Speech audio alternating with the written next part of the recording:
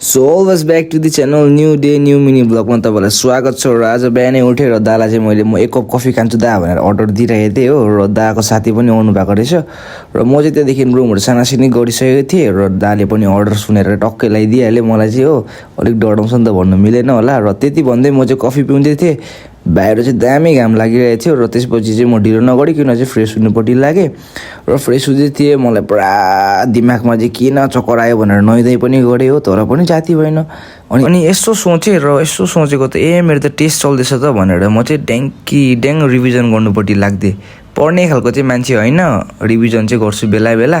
त्यसपछि चाहिँ म चाहिँ खाना खाएर चाहिँ कलेजतर्फ लाग्दै अन्त यसो हल्का प्रे पनि गरेँ, किनभने टेस्ट चल्दैछ नि त, गर्नै पऱ्यो एकखेप त भनेर चाहिँ गएँ कलेजतिर। र कलेज पुगेर पनि टेस्टहरू राम्रै भयो। अन्त म चाहिँ टेस्ट सकेर चाहिँ रुमतर्फ फर्केँ। रुम पुगेको मात्रै थिएँ र रुममा चाहिँ लाइटै थिएन र पावर ब्याङ्कमा धन्न चार्ज थियो र एकपट्टि चाहिँ चियाको लागि दुध तताउँदै थिएँ र चिया पनि मेरो रेडी भयो र आजको ब्रेकफास्ट चाहिँ यही हो मेरो। र त्यति भन्दै आजको भिडियो चाहिँ म यतिमै एन्ड गर्न चाहन्छु र hope you guys like it र see you in next vlog. By.